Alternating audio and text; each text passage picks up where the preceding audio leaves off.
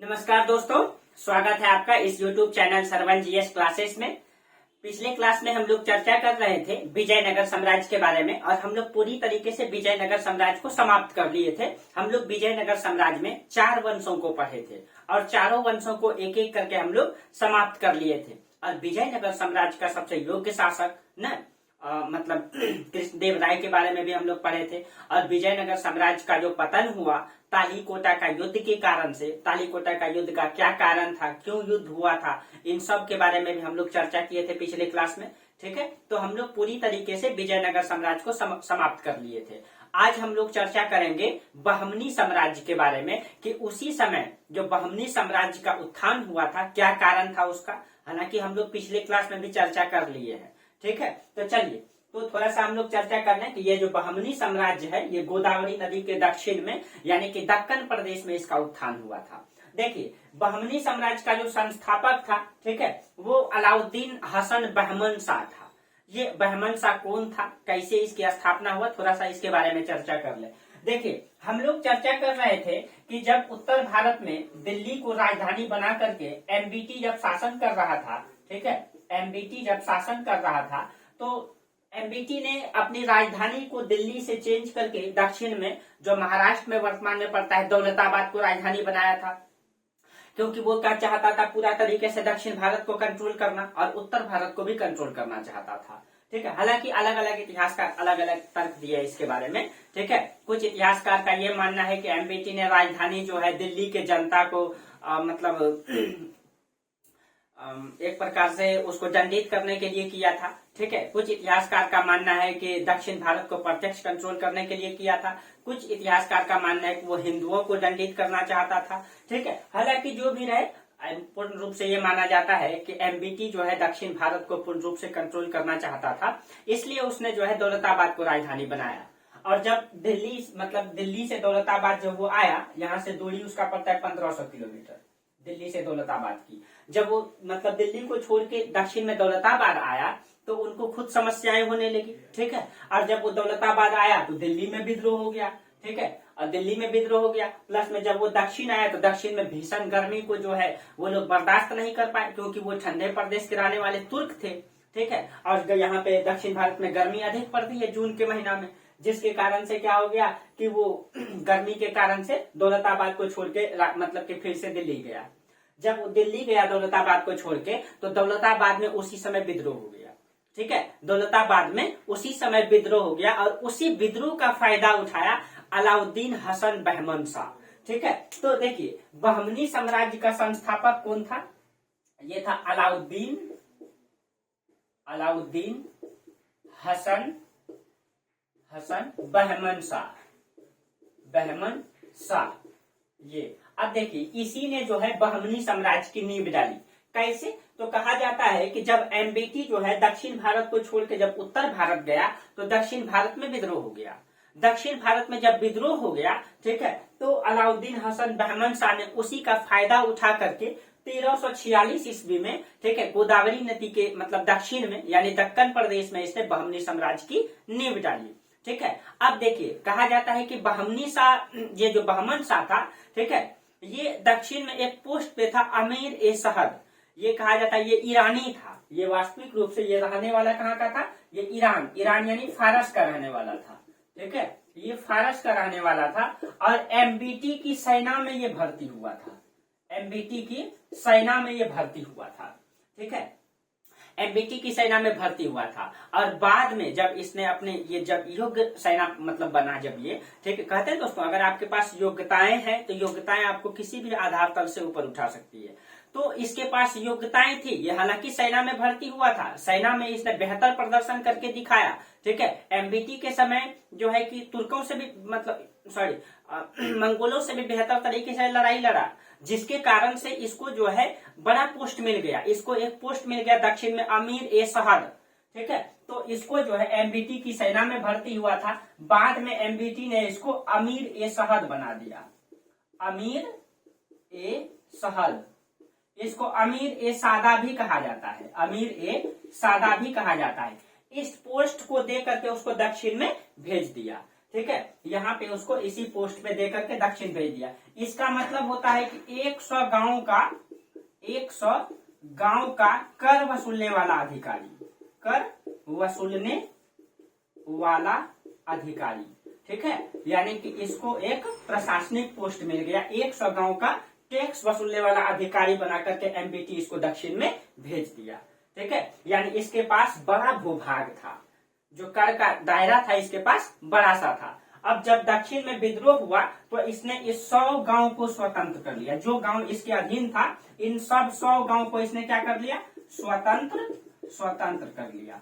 और स्वतंत्र करके इसने किस साम्राज्य की नींव डाली, तो बहमनी साम्राज्य की नींव डाली। यानी एक पहले इसने छोटा सा राज्य बनाया और राज्य को विस्तार करके इसी को क्या बन गया, साम्राज्य बन गया। ठीक है, अब देखिए, तो इसने जब स्वतंत्र कर लिया तो इसने इस साम्राज्य का नाम बहमनी साम्राज्य ही क्यों रखा। ठीक है, बहमनी साम्राज्य ही क्यों रखा। ठीक है, हाँ, और इसने अपनी राजधानी को क्या बनाया, राजधानी यहीं पे पड़ता है आपका, गुलबर्गा को राजधानी बनाया। ध्यान में रखिएगा, इसने राजधानी जो है गुलबर्गा को बनाया, गुलबर्गा को इसने राजधानी बनाया। ठीक है, हाँ, और इसने अपने साम्राज्य का नाम बहमनी साम्राज्य ही क्यों रखा। तो एक इतिहासकार है फरिश्ता, देखिए फरिश्ता का क्या कहना है। ठीक है, फरिश्ता का कहना है कि दक्षिण में एक ब्राह्मण था गंगू। ठीक है, दक्षिण में एक, इनका कहना है कि दक्षिण में एक ब्राह्मण था, उसका नाम था गंगू। इसी गंगू का नौकर हुआ करता था अलाउद्दीन हसन बहमन शाह, इसी का नौकर था। ठीक है, नौकर था। और जब इसने इस राज्य की नींव डाली तो अपने मतलब कि कह सकते हैं कि मालिक का सम्मान रखने के लिए, उसको सम्मानित करने के लिए उसी के नाम पे, ठीक है, उसी के नाम पे इसने जो है इस राजवंश के, बहमनी राजवंश की नींव डाला। ठीक है, हालांकि इसके, और इनका मानना है कि दक्षिण भारत का ही रहने वाला था, जबकि ये ऐसा नहीं है। इसकी बातों को किसी भी इतिहासकार ने प्रमाणित नहीं माना है। ठीक है, इसको नेग्लेक्ट किया है सभी इतिहासकारों ने, इसको नहीं माना है। ठीक है, तो क्योंकि ये रहने वाला मूल रूप से कहाँ का था, ये रहने वाला था मूल रूप से ईरान का रहने वाला था। ठीक है, ईरान का था। चलिए, अब इस प्रकार से बहमनी राज्य की नींव डाला गया। ठीक है, बहमनी राज्य की नींव डाला गया। अब देखिए, इसकी थोड़ा सा उपाधि की अगर हम चर्चा कर लें, इसका उपाधि था अबुल हसन मुजफ्फर अलाउद्दीन बहमन शाह। इसी नाम से इसने जो अपनी उपाधि ग्रहण किया था, इनकी उपाधि क्या है, इनकी उपाधि है अबुल हसन मुजफ्फर अलाउद्दीन, अबुल हसन मुजफ्फर अलाउद्दीन बहमन शाह, इतना बड़ा नाम है, बहमन शाह। ये उपाधि ग्रहण किया। ठीक है, और इसने, ठीक है, बहमनी साम्राज्य की नींव डाला इसी उपाधि को लेकर के। ठीक है, और इसकी एक उपाधि अमीर उल उमरा, इसकी एक और उपाधि है अमीर उल उमरा, और इनकी एक और उपाधि है द्वितीय सिकंदर, इसको कहा जाता है। इसको जो है द्वितीय सिकंदर।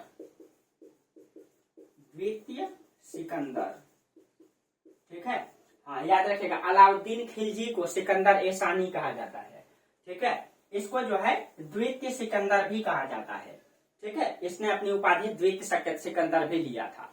ठीक है, और इस तरीके से इसने जो है दक्षिण में बहमनी साम्राज्य की नींव डाला इस उपाधि को लेकर के। और कहा जाता है कि इसके बारे में इसने मतलब अपनी राजधानी गुलबर्गा को बनाया था। गुलबर्गा को अहसानाबाद भी कहा जाता है। ठीक है, ये जो गुलबर्गा है इसको अहसानाबाद भी कहा जाता है, अहसानाबाद, इसको अहसानाबाद भी कहा जाता है। और ये एक प्रकार से कहा जाता है कि अलाउद्दीन हसन बहमन शाह एक प्रकार से सहिष्णुता की नीति रखता था। ये उदार प्रवृत्ति का शासक था। ठीक है, ये हिंदू मुस्लिम में भेदभाव नहीं करता था। ये था तो मुस्लिम, लेकिन ये हिंदू मुस्लिम में भेदभाव नहीं करता था। ये उदार प्रवृत्ति का शासक था। ठीक है, और इसके बारे में कहा जाता है कि इसने हिंदुओं से जजिया कर हटा लिया था। आपको पता है कि जजिया कर जो है कि गैर इस्लाम से लिया जाता है। तो ये एक उदार प्रवृत्ति का शासक था, इसलिए इसने जो है हिंदुओं से भी जजिया कर हटा लिया था। ठीक है। और आपको पहले से पता है कि जजिया कर विकलांगों से नहीं लिया जाता था, वृद्धों से नहीं लिया जाता था, ठीक है, विधवाओं से नहीं लिया जाता था, और इसने पूर्ण रूप से जजिया कर को जो है हिंदुओं से भी हटा दिया था। लेकिन आप याद कीजिए, फिरोज शाह तुगलक जो पूर्ण रूप से कट्टरपंथी विचारधारा से शासन किया, उसने जो है ब्राह्मणों पर भी मतलब कि जजिया टैक्स लगाया था। वो पहला ऐसा शासक था जिसने ब्राह्मणों पर भी जजिया टैक्स लगा दिया था। हालांकि भारतीय इतिहास में बहुत कम शासक ऐसे हुए, लेकिन उसने जो है लगाया। बाद में औरंगजेब ने भी लगाया था, ठीक है। तो हिंदुओं पर जजिया टैक्स लगाया था इसने, मतलब हटा दिया था उससे, ठीक है। और ये बिल्कुल उदार प्रवृत्ति का था, हिंदू मुस्लिम में ये फर्क नहीं करता था, ठीक है। ये सारा काम था अलाउद्दीन हसन बहमन शाह का। इस प्रकार से इसका शासनकाल रहा। हाँ, अलाउद्दीन बहमन मतलब शाह ने जो शासन किया 1347 से 1358 तक इसने शासन किया है, ठीक है। इसका जो शासन काल रहा 1346 बोल दीजिए, 1346 से 1358 तक, और 1358 में इसकी मृत्यु हो जाती है। 1358 में इसकी मृत्यु हो जाती है। इसकी मृत्यु के बाद इसका पुत्र शासक बना। जब इनकी मृत्यु हो गई, इनका पुत्र शासक बना। चलिए,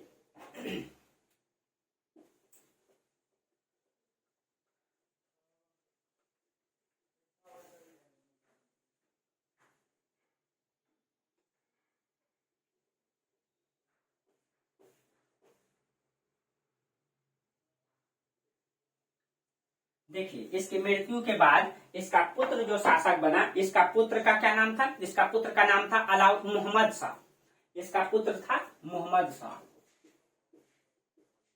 मोहम्मद शाह। इसके बाद इसका पुत्र शासक बना मोहम्मद शाह। और मोहम्मद शाह का शासन काल है 1358 से 1375, 1358 से 1375 तक। और ये एक योग्य शासक था, और इसने जो है, ठीक है, बहमनी साम्राज्य का बेहतर प्रशासन के लिए इसने बेहतर काम करके भी दिखाया, ठीक है। इसने बेहतर काम भी किया। कहा जाता है कि इसने तेलंगाना का शासक था विनायक देव, विनायक देव को पराजित करके गोलकुंडा का क्षेत्र को जो है हासिल कर लिया था, ठीक है। तो आंध्र प्रदेश का शासक, ये आपका आंध्र का इलाका है, यहाँ का शासक था विनायक देव, विनायक देव। विनायक देव को पराजित करके गोलकुंडा का क्षेत्र को इसने हासिल कर लिया था। याद कीजिए दोस्तों, वही गोलकुंडा का किला है जहां से कोहिनूर का हीरा प्राप्त किया गया था, ठीक है, जो वर्तमान में इंग्लैंड की महारानी के ताज में लगा हुआ है। और वर्तमान में हाल फिलहाल में ही जो है कि इंग्लैंड की महारानी की मृत्यु हुई है, ठीक है, कुछ महीने हुए हैं, ठीक है। और उसमें हमेशा विवाद चलते रहता है उस हीरे को लेकर के। तो वही यहीं पड़ता है गोलकुंडा, आंध्र प्रदेश में। वहीं के मतलब कि खान से निकाला गया था उसको, जब वहां का शासक प्रताप रुद्रदेव था, ठीक है। अलाउद्दीन खिलजी के समय उसको प्राप्त किया गया था। आप लोगों को चर्चा भी किए हैं जब अलाउद्दीन खिलजी पढ़ा रहे थे, खिलजी वंश में, ठीक है। चलिए, अब देखिए इसने क्या किया। इसने सबसे बड़ी उपलब्धि ये है कि इसने बहमनी राज्य के प्रशासन को सुव्यवस्थित करने के लिए बहमनी राज्य को 4 प्रांतों में बांटा, और प्रत्येक को प्रांतपति का अलग अलग नाम दिया इसने, ठीक है। यानी कि जब बहमनी राज्य बड़ा सा राज्य बन गया, तो एक स्थान से मतलब राज्य को संचालित नहीं किया। यानी कि बड़ा राज्य था, अब बड़ा राज्य में एक ही राजा बैठ करके डायरेक्ट कंट्रोल नहीं कर सकता था। तो इसने क्या किया, इस पूरे राज्य को 4 भागों में एक प्रकार से बांट दिया। 1 भाग, 2 भाग, 3 भाग, 4 भाग बना दिया, और चारों में एक एक प्रांतपति नियुक्त कर दिया। और एक में ये खुद है, यानी कि ये खुद बन गया, और प्लस में 4 प्रांतों में इसको बांट दिया, ठीक है। और चारों में प्रांतपति नियुक्त कर दिया गया। और उसमें से कौन सा था? तो एक हो जाएगा दौलताबाद, एक हो जाएगा बरार, एक हो जाएगा बीदर, और एक हो जाएगा बीजापुर, जिसको गुलबर्गा भी कहा जाता है, ठीक है। तो इसने उसको क्या किया, 4 भागों में बांट दिया, ठीक है। तो मोहम्मद शाह ने प्रशासन को सुव्यवस्थित करने के लिए इसको 4 भागों में बांटा, 4 भागों में बांट दिया। उसमें से एक हो गया आपका दौलताबाद, बरार, बीदर और बीजापुर। दौलताबाद, दूसरा हो गया बरार, तीसरा हो गया बीदर, और एक हो गया आपका बीजापुर, बीजापुर। और बीजापुर को मतलब गुलबर्गा इसी के अधीन था। गुलबर्गा जो राजधानी थी, गुलबर्गा इसी के अधीन था, ठीक है। और यही बीजापुर का शासक था मतलब आदिल शाह। पिछले क्लास में हम लोग चर्चा किए थे विजयनगर में, ठीक है। अब देखिए ये 4 प्रांतों में बांट दिया और 4 प्रांतों में बांट करके, ठीक है, 4 प्रांतों में इसने बांट दिया और चारों को बांट करके सब का प्रांतपति को इसने अलग अलग नाम दिया, ठीक है, अलग अलग नाम दिया। जैसे दौलताबाद का प्रांतपति को तरफदार मनसद ए आली कहा। दौलता यहाँ का जो प्रांतपति था, यहाँ का प्रांतपति, इसको तरफदार मनसद ए आली, तरफदार मनसद ए आली नाम दिया, ठीक है। इसके प्रांतपति को ये नाम दिया इसने। यहाँ का जो राजा, जैसे कि पूरे अभी भी पूरे देश में प्रधानमंत्री, राज्य में मुख्यमंत्री होता है, उसी प्रकार से इसने प्रांत में बांटा। और बरार के जो प्रांतपति थे उसको मजलिस ए आली नाम दिया। बरार का था मजलिस ए आली, मजलिस ए आली नाम दिया। और बीदर का जो प्रांतपति था उसको नाम दिया आजम ए हुमायूं। यहाँ का आजम ए हुमायूं, आजम ए हुमायूं नाम दिया, ठीक है। और बीजापुर का जो था इसको मलिक नायब नाम दिया, मलिक नायब नाम दिया। इस प्रकार से इसने, ठीक है, बहमनी साम्राज्य को 4 भागों में बांट दिया, ठीक है। और तरफदार ए आली, और इसी के मतलब हाँ, इसका जो प्रधान सेनापति था अमीर उल उमरा कहा जाता था। इसका जो प्रधान मतलब सेनापति था, इसका जो प्रधान सेनापति होता था उसको अमीर उल उमरा कहा जाता था। अमीर उल उमरा इसका प्रधान सेनापति होता था, अमीर उल उमरा, ठीक है। और अमीर उल प्रधान सेनापति के नीचे होता था बारबरदान, ठीक है। इसके नीचे इस पोस्ट, ये प्रधान सेनापति हो गया, यानी सभी सेनाओं को ये संचालित करने का काम करता था। और इस सेनापति के नीचे जो एक पोस्ट होता था बारबरदान, उसको कहा जाता था बारबरदान। ये क्या करता था, आवश्यकता जब पड़ती थी सेना को, ये सेना को इकट्ठा करने का काम करता था, ठीक है। यानी जब युद्ध में जाना है अचानक, तो सेना को इकट्ठा करने का काम बारबरदान करता था, ठीक है। इस पोस्ट को इसने बनाया था, ठीक है। अब देखिए मोहम्मद ने जो है अपने शासनकाल के अंतिम मतलब 10 वर्ष में इसने प्रशासन को गठित करने के लिए, साम्राज्य का शक्ति को बढ़ाने के लिए इसने जो है बहमनी वंश के महंतम सुल्तानों में से एक रहा ये। और कहा जाता है कि इसने जो है विजयनगर साम्राज्य से एक युद्ध लड़ा था जिसको कहा जाता है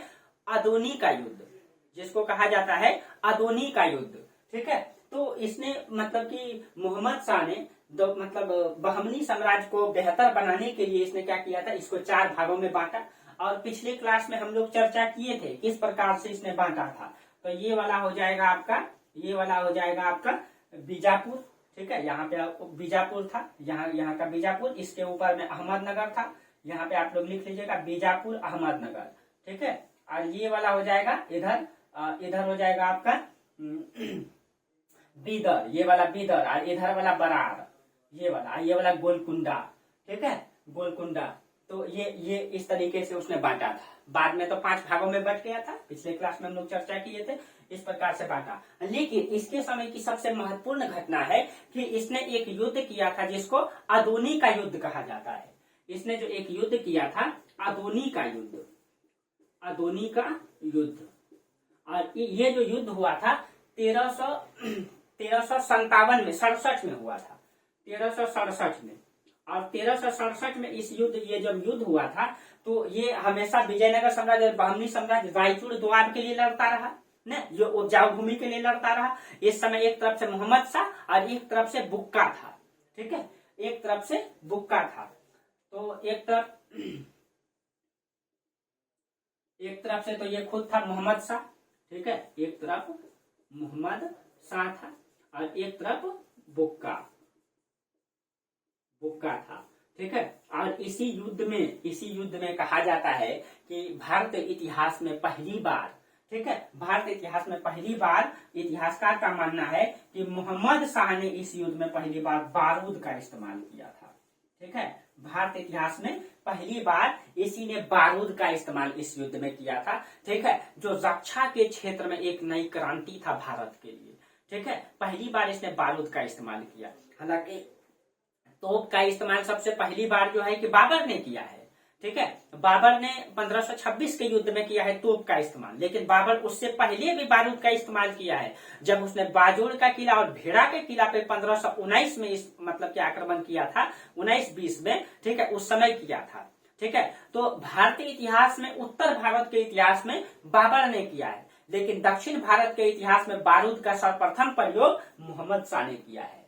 ठीक है, और ये पूरे भारत में भी प्रथम बार इसी ने किया, क्योंकि 1367 में किया है। बाबर बाद में करेगा 1519 में, बाबर बाद में करेगा, जबकि पहले मोहम्मद शाह ने किया है। तो दक्षिण में जो है इस समय यहाँ पे बारूद का इस्तेमाल सबसे पहले इसी ओदनी का युद्ध में हुआ था। ठीक है, एक तरफ बुक्का और एक तरफ मोहम्मद शाह था। तो माना जाता है कि मोहम्मद शाह ने बारूद का इस्तेमाल किया था इसमें, इस युद्ध में। ठीक है, इस युद्ध में मोहम्मद शाह ने किया था। उसके बाद कहा जाता है कि ये सारा काम मोहम्मद शाह का था। तो मोहम्मद शाह जो है कि विनायक देव को पराजित किया, गोलकुंडा का शासक को। इसने अपने प्रशासन को नियंत्रित करने के लिए इसको 4 भागों में बांटा। ठीक है, इसको जो है 4 भागों में बांटा, प्रशासन को नियुक्त किया, प्रशासनिक अधिकारी को नियुक्त किया, वहां पे प्रांतपति को बनाया, हर एक प्रांतपति का नाम अलग अलग दिया। प्लस में इसने एक युद्ध किया था, ओदनी का युद्ध। ठीक है, तो ये सारा काम था मोहम्मद शाह का। ठीक है, और मोहम्मद शाह की मृत्यु जो है 1375 ईस्वी में हो गया। जब इसकी मृत्यु हुई, इसकी मृत्यु के बाद अगले 22 वर्षों में कहा जाता है कि लगभग 5 शासक आ गए। ठीक है, जो बिल्कुल अयोग्य शासक थे। ठीक है, बहमनी साम्राज्य में इसकी मृत्यु के बाद कंटिन्यूस 22 साल में 5 शासक चेंज हुए। उन 5 का हम लोग नाम देख लेते हैं सिर्फ, क्योंकि उसके बारे में उनकी बहुत ज्यादा उपलब्धि है नहीं। ठीक है, इसलिए उनके बारे में थोड़ा थोड़ा हम लोग जानेंगे, बस खाली उसका नाम देख लीजिए एक बार।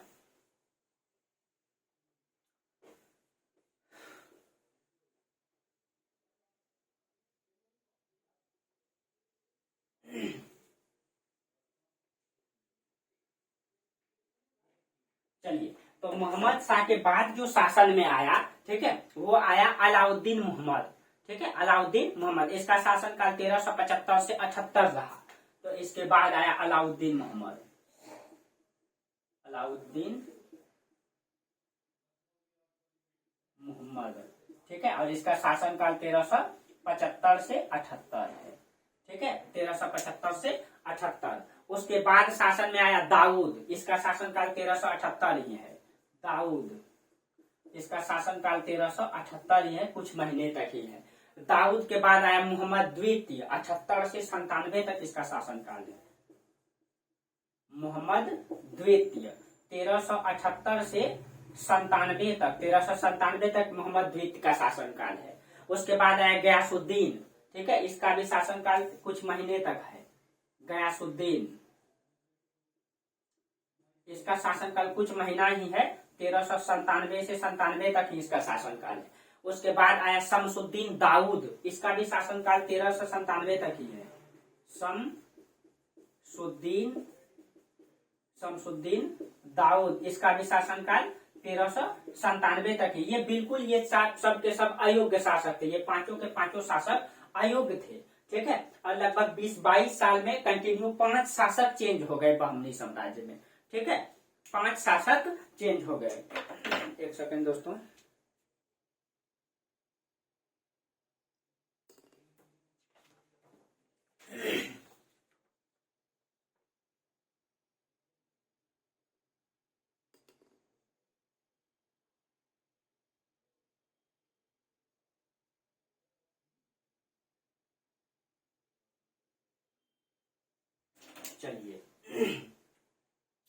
चलिए शमसुद्दीन दाऊद। अब देखिए, इसके बाद कहा जाता है कि मोहम्मद द्वितीय के समय की एक घटना है। जो मोहम्मद शाह द्वितीय है, मोहम्मद शाह द्वितीय, इसके समय में, ठीक है, इसने जो है इसे दूसरा अरस्तु कहा जाता है। ठीक है, क्योंकि ये मतलब कि इसके बारे में कहा जाता है कि ये दर्शन में, साहित्य में ज्यादा रुचि रखता था, इसीलिए इसको जो है दूसरा अरस्तु कहा जाता है।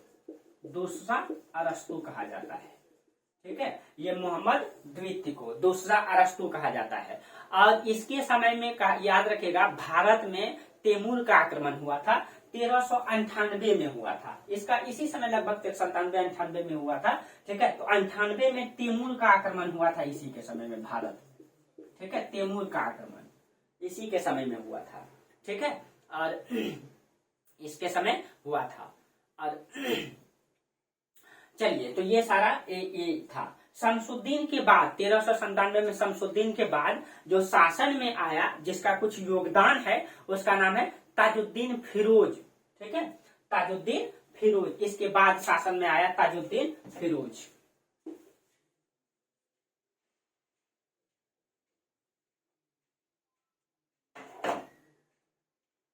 देखिए, तो इसके बाद शासन में कौन आया?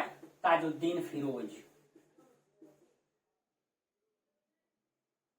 ताजुद्दीन फिरोज शासन में आया। अब देखिए, जब ताजुद्दीन फिरोज शासन में, इसका शासन काल 1397 से लेके 1422 तक है।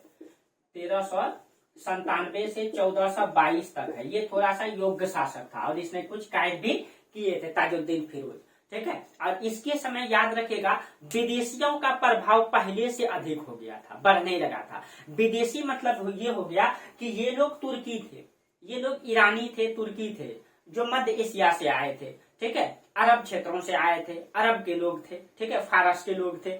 और ये लोग क्या करते थे, ये इस्लाम थे, तो विदेशी इस्लामों को अपने साम्राज्य में ये लोग भर्ती करते थे। जो योग्य इस्लाम मतलब कि सैनिक होते थे, लड़ाकू सैनिक होते थे, प्रशासनिक अधिकारी होते थे, वहां के दार्शनिक होते थे, वहां के साहित्यकार होते थे, उन सब वहां के कवि होते थे, उन सब को यहाँ के मतलब इस्लाम शासक जो है, अरब के इस्लाम कवि को, साहित्यकार को, इन सबको अपने प्रशासनिक पोस्ट में बढ़ाते थे, ठीक है, प्रशासनिक पोस्ट में रखते थे। तो इसके समय में विदेशी का प्रभाव अधिक बढ़ने लगे था। और यही कारण आगे चल के बनेगा कि बहमनी साम्राज्य का पतन होगा।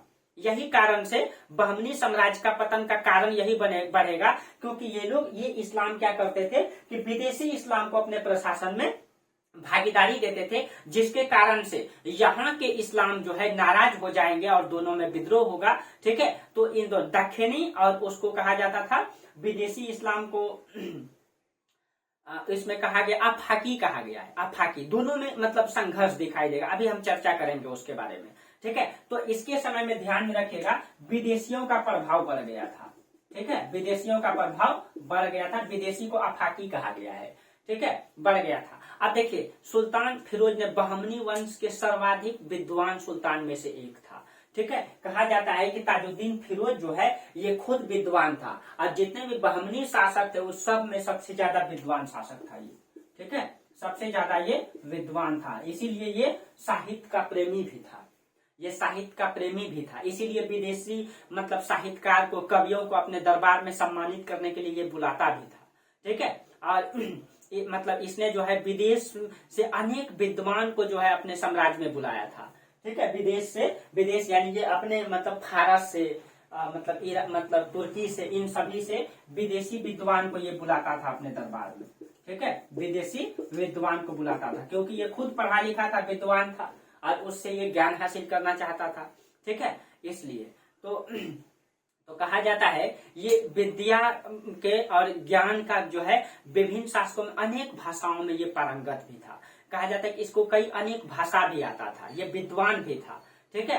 तो इसलिए अब देखिए, स्थापत्य क्षेत्र में कहा जाता है इसने हिंदू मुस्लिम मिश्रित स्थापत्य कला को इसने प्रश्रय दिया। मतलब ये जिसको हम लोग इंडो इस्लामिक कला कहते हैं, इंडो इस्लामिक, यानी कि इसने भेदभाव नहीं किया। इसने मतलब ये नहीं कि ये मुस्लिम शासक है तो सिर्फ मुस्लिम स्थापत्य कला को ही मतलब बढ़ावा देता था, इस्लामिक स्थापत्य कला को, ऐसा ये नहीं करता था। ये जो है इंडो और इस्लामिक दोनों कला को मिश्रित रूप से भवन का निर्माण करता था, मिश्रित रूप से हर मतलब की बिल्डिंग्स बनाता था, ठीक है।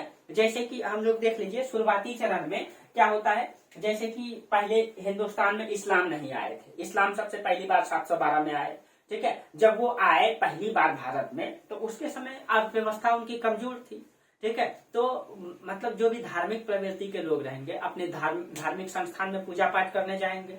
जब वो पहली बार हिंदुस्तान में आए तो उनकी आर्थिक व्यवस्था कमजोर थी, ठीक है। तो वो मंदिर में तो पूजा करने जाएंगे नहीं, तो उन लोगों ने क्या किया, जैसे मंदिर बना हुआ था, ठीक है, मंदिर में हम लोग जानते हैं कैसे करके मंडप बना हुआ जाता है, इसको मंडप कहा जाता है, ठीक है। और थोड़ा सा ये बना ले, जैसे कि ये ऐसे करके है, ये लंबा सा मंडप होता है, ठीक है। तो जब इन लोगों ने आया तो ये लोग मंदिर में पूजा करने जाते ना, इन लोग तो मस्जिद में जाते, इसीलिए इन लोगों ने क्या किया, इसी मंदिर पर कब्जा किया और इस मंदिर का ये वाला हिस्सा को तोड़ करके इसी को ऐसे बना दिया, इसी को ऐसे बना दिया, गुम्बद बना दिया। ठीक है। तो देखिए नीचे वाला शैली हो गया इंडो, इंडो मतलब इंडियन शैली, ठीक है, इंडो। ये लोग इस्लाम थे तो ये हो गया इस्लामिक, ये इस्लाम, इसीलिए इस मिला करके इसको कौन सा शैली कहा जाता है, इंडो इस्लामिक कला या इंडो इस्लामिक शैली कहा जाता है। ठीक है। क्योंकि इन लोगों ने क्या, अर्थव्यवस्था कमजोर था, ऐसा नहीं कि उन लोगों ने मतलब हिंदू धर्म को ये करना, नष्ट करना चाहता था, शुरुआती चरण में ऐसा मकसद नहीं था, वही यहाँ के हिंदुओं से पंगा नहीं लेना चाहता था शुरुआती चरण में, क्योंकि ये लोग जानता था कि अभी अगर पंगा ले लेंगे तो फिर यहाँ पे हम लोग शासन नहीं कर पाएंगे। तो शुरुआती चरण में अपने धर्म को मतलब आस्था को बरकरार रखने के लिए मंदिर का ऊपरी हिस्सा को तोड़ करके उसको मतलब कि वो अपनी शैली में कन्वर्ट कर देता था और उसी पे अपना मस्जिद मतलब बना देता था, नमाज पढ़ता था।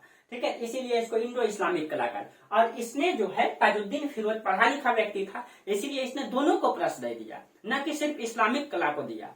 ठीक है। क्योंकि ये पढ़ा लिखा था। और इसने जो है भीमा नदी के किनारे एक शहर बसाया था, फिरोजाबाद नगर बसाया था। याद रखिएगा, भीमा नदी जो है कृष्णा की सहायिका है भीमा। देखिए अगर इसको हम थोड़ा सा मिटा दें, देखिए ये देखिए ये है कृष्णा नदी, कृष्णा का दक्षिण में जो ये सहायिका नदी है, ये जो दक्षिण में ये है तुंगभद्रा नदी, ये वाला तुंगभद्रा, तो तुंगभद्रा नदी और कृष्णा नदी, इन दोनों के बीच का क्षेत्र को रायचूर का द्वाब कहते हैं। ठीक। क्योंकि तुंगभद्रा भी अकेली नदी नहीं है, दो नदी है, तुंग और भद्रा नदी, तुंग और भद्रा, एक नदी है तुंग नदी और एक नदी है भद्रा, दोनों मिल जाती है तब ये कहलाती है तुंगभद्रा। ठीक है। और उत्तर से एक नदी ऐसे करके आती है और यहाँ पे मिल जाती है, यहाँ पे ये है आपका भीमा नदी। ठीक है। इसी भीमा नदी के किनारे इसने एक शहर बसाया, फिरोजाबाद नगर। ठीक है। तो ताजुद्दीन फिरोज ने कौन सा नगर बसाया, फिरोजाबाद, फिरोजाबाद। ये क्वेश्चन पूछ सकता है, किस नदी के किनारे, तो भीमा नदी के किनारे। ठीक है। ये महाराष्ट्र में पड़ता है। एक फिरोजाबाद उत्तर भारत में है जो फिरोज शाह तुगलक ने बसाया है। ठीक है। एक फिरोजाबाद और एक फिरोजाबाद इसने बसाया है जो भीमा नदी के किनारे दक्षिण भारत में है। ठीक है। तो ये इसने एक शहर बसाया था फिरोजाबाद। ठीक है। और ये कहा जाता है कि यानी कि ये जो इसकी राजधानी अभी तक का है गुलबर्गा है।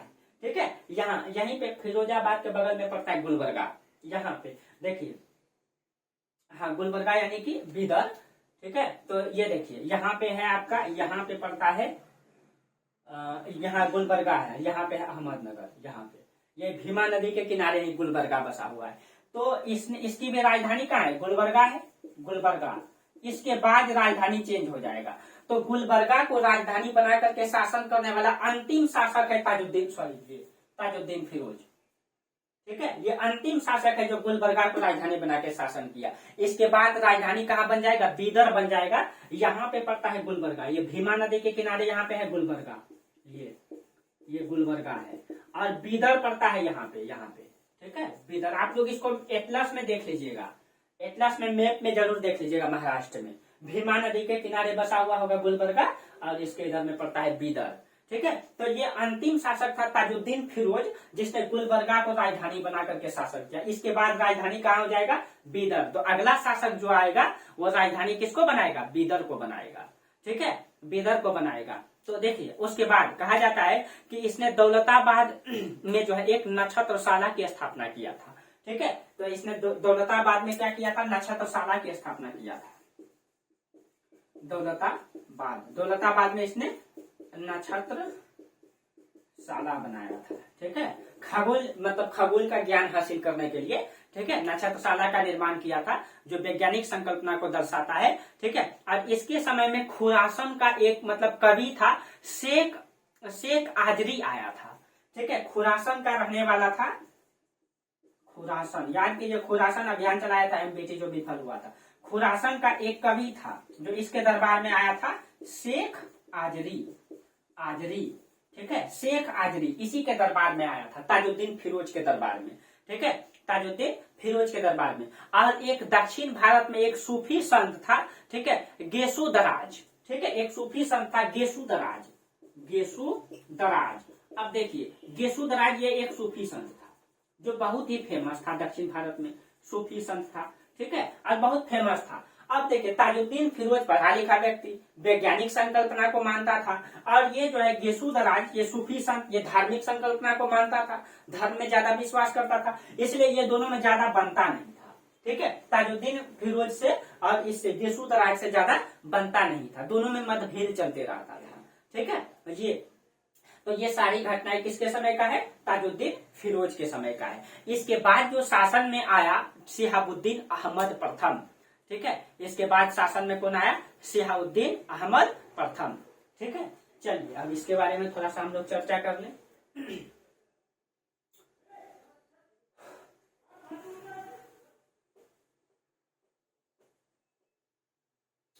देखिए दोस्तों, दक्षिण भारत का मतलब थोड़ा इतिहास थोड़ा डिफिकल्ट तो है, लेकिन अगर ठीक से इसको ठीक से पढ़ा जाए कहीं दिक्कत नहीं होगा और इससे क्वेश्चन भी नहीं छूटेगा, इसीलिए इसको ध्यान में भी रखना है और इसको इग्नोर नहीं करना है, ठीक है। थोड़ा सा ये डिफिकल्ट तो है, लेकिन कहीं भी कॉन्सेप्ट को ध्यान में रखना है, एक दो पॉइंट को ध्यान में रखना है, ज्यादा पॉइंट को रखना भी नहीं है, जो इम्पोर्टेंट पॉइंट है उसको ध्यान में रखना है, ठीक है।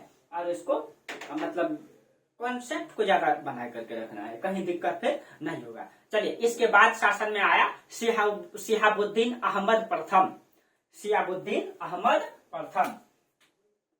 देखिए इसके बाद आया शिहाबुद्दीन अहमद प्रथम, ये शासन में आया, ठीक है। अब देखिए शिहाबुद्दीन अहमद प्रथम, इसका शासन काल है 1422 से लेकर 1436 तक। देखिए 1422 से 1436 तक इसका शासन काल है, 1422 से 1436। अब देखिए इसने सबसे पहले क्या किया? गुलबर्गा के स्थान पे राजधानी किसको बनाया? बीदर को बनाया, ठीक है। तो पहले अभी तक राजधानी गुलबर्गा हुआ करता था और इसने राजधानी किसको बनाया? बीदर को। तो देखिए अब इसने जो है गुलबर्गा को चेंज करके राजधानी किसको बनाया? बीदर को बनाया। तो ये प्रथम सुल्तान है जिसने बीदर को राजधानी बना करके शासन में लाया, ठीक है। और मतलब ताजुद्दीन फिरोज अंतिम सुल्तान है जो गुलबर्गा को राजधानी बना करके शासन किया, ठीक है। अब चलिए, हाँ, इसने गुलबर्गा का नाम क्या रखा? इसने बीदर का नाम मुहम्मदाबाद रखा। इसने इसका नाम क्या रख दिया? मुहम्मदाबाद, ठीक है। इसने बीदर का नाम बदल करके रख दिया मुहम्मदाबाद, बीदर को राजधानी बनाया और उसका नाम इसने मुहम्मदाबाद बनाया। अब इसके समय में एक व्यक्ति था खलाफ हसन, इसके समय विदेशी का प्रभाव और बढ़ गया था। एक व्यक्ति था जो विदेशी ही था, खलाफ हसन, ठीक है। अब देखिए यहीं से थोड़ा सा मतलब बहमनी साम्राज्य में आंतरिक समस्या उत्पन्न होगा। इसके समय में एक व्यक्ति था खलाफ हसन, ये ईरानी था, ये विदेशी था और इसको इसने एक बड़ा पोस्ट दे दिया, ठीक है। तो इसको वकील ए सल्तनत बना दिया या प्रधानमंत्री का पद दे दिया इसको, वकील ए सल्तनत या इसी को कहेंगे प्रधानमंत्री बना दिया। अब बड़ा पोस्ट पे प्रधानमंत्री को बैठा दिया गया, ठीक है। खलाफ हसन को जो है प्रधानमंत्री बना दिया गया। अब देखिए जब इसको बना दिया तो उसके बाद इसको एक उपाधि भी दिया गया, मलिक उत तुज्जर का उपाधि दिया गया इसको कौन सा उपाधि दिया गया? मलिक उत तुज्जर, ये उपाधि इनको दिया गया, मलिक उत तुज्जर की उपाधि इनको दिया गया, ठीक है। इसको मतलब उपाधि देकर के इसको प्रधानमंत्री बना दिया गया, ठीक है। जब ये गद्दी पर बैठा, ठीक है, गद्दी पर बैठा। अब हाँ, इसको ऐसा क्यों किया गया? इसको प्रधानमंत्री इसीलिए बनाया क्योंकि ये योग्य व्यक्ति था और ये योग्य व्यक्ति इसको शासक बनने में मदद किया था। इसको शासक बनने में खलाफ हसन ने मदद किया था, लेकिन ये ईरान का था, ठीक है। क्योंकि बहुत सारे ईरानियों को ताजुद्दीन फिरोज ने भी अपने दरबार में लाया था, योग्य सब सैनिक को लाया था, ठीक है। और वही योग्य सब सैनिक अपनी निष्ठा को और बढ़ा चुका था योग्यता के बदौलत, अब वो बड़े बड़े पोस्ट पे आ चुका था। अब जब ये खलाफ हसन उसी में से एक था और जब मतलब उनकी मृत्यु होगी, इनको सपोर्ट किया राजा बनने के लिए, शासक बनने के लिए इसीलिए इसने इसको प्रधानमंत्री बना दिया, ठीक है। जब इसको प्रधानमंत्री बना दिया तो यहीं पे विरोध उत्पन्न हो गया। क्यों? क्योंकि ये विदेशी है, ये जो है विदेशी है और ये कहाँ का रहने वाला है? ईरान का, ईरान यानी फारस का है। अब देखिए अब यहीं पे समस्या उत्पन्न हो गया आफाकियों यानी विदेशियों और दक्षिणी इस्लामियों में। अब देखिए, ये विदेशी को आफाकी कहा गया। आफाकी, आफाकी मतलब विदेशी इस्लाम, ठीक है, विदेशी इस्लाम।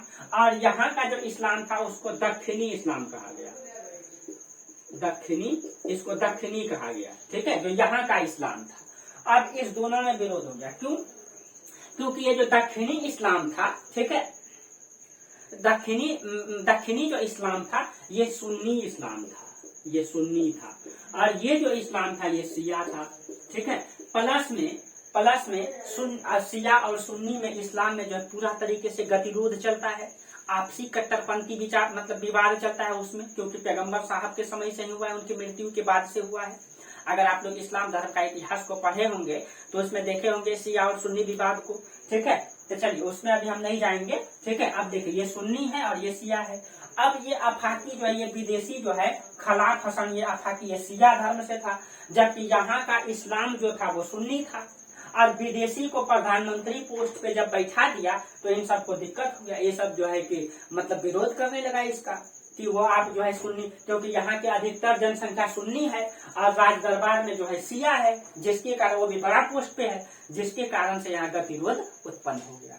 और इस गतिरोध के कारण से ही बहमनी साम्राज्य एक समय आपस में इतना लड़ेगा कि उसका विघटन हो जाएगा, ठीक है। ये एक कारण बना था इसके साम्राज्य का विघटन का, ठीक है। अब देखिए, और इसने मतलब अधिकतर ईरानियों को, अधिकतर विदेशियों को और आमंत्रित करना प्रारंभ कर दिया। बहुत सारे ईरानियों को, बहुत सारे विदेशियों को इसने आमंत्रित करना प्रारंभ कर दिया, ठीक है। और विदेशी लोग थे मतलब शिया, जबकि दक्षिणी मुसलमान थे सुन्नी, जिसके कारण से पूरा तरीके से दरबार में जो है विरोध उत्पन्न हो गया, ठीक है, विरोध उत्पन्न हो गया। और इसके समय में जो सूफी संत था गेसू दराज, ठीक है, गेसू दराज का ये शिष्य बन चुका था, उसको इसका संबंध और गेसू दराज का संबंध बहुत अच्छा था। जो सूफी संत था गेसू दराज, ठीक है, इससे तो ताजुद्दीन फिरोज से बनता नहीं था क्योंकि वो पढ़ा लिखा था, लेकिन गेसू दराज से इसका संबंध अच्छा था और इसका शिष्य बन गया था ये, ठीक है, शिष्य बन गया था। इसीलिए यहाँ की जनता जो था, यहाँ की जो सुन्नी जनता था, यहाँ का जनता इसको जो है संत अहमद कह के पुकारता था। शिहाबुद्दीन अहमद को क्या कहता था? संत अहमद कह के पुकारता था, ठीक है, इसको जो है संत अहमद करके पुकारता था, ठीक है। हाँ, और इसने कई सारा युद्ध भी लड़ा था। यहाँ विदेशी का प्रभाव तो बढ़ा, आपसी गतिरोध भी हुआ, लेकिन इसने कई सारा युद्ध लड़ा था। जैसे इसने मतलब कि युद्ध जिसमें विजयनगर से भी लड़ा, विजयनगर से तो हमेशा चलता ही रहता था, तेलंगाना से लड़ा, ठीक है, उसमें जो है कि तेलंगाना से लड़ा, मालवा से लड़ा। अब देखिए, तो इसका जो मतलब पड़ोसी राज्य है उसी से तो इसका युद्ध होगा, ठीक है। अब देखिए, इसने जो युद्ध किया था,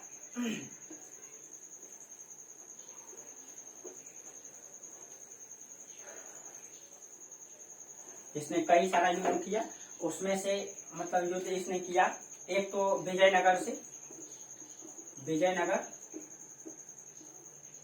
दूसरा एक युद्ध इसने किया तेलंगाना से 1429 में किया था। तेलंगाना से इसने 1429 में युद्ध किया था, ठीक है। तेलंगाना से 1429 में युद्ध किया था, ठीक है। मालवा से जो है कि तेलंगाना से नहीं, मालवा से 1429 में किया था, ठीक है। मालवा से 1429 में युद्ध किया, तेलंगाना से युद्ध किया, विजयनगर से युद्ध किया, ठीक है। और इसी युद्ध करते करते के दरमियान में 1436 में इसकी क्या हो जाती है? मृत्यु हो जाती है।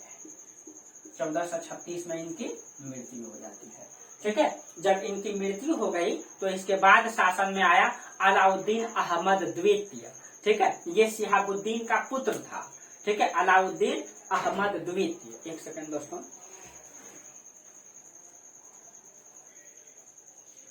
अब देखिए, तो इसके बाद शासन में कौन आया? इसके बाद आया अलाउद्दीन अहमद द्वितीय।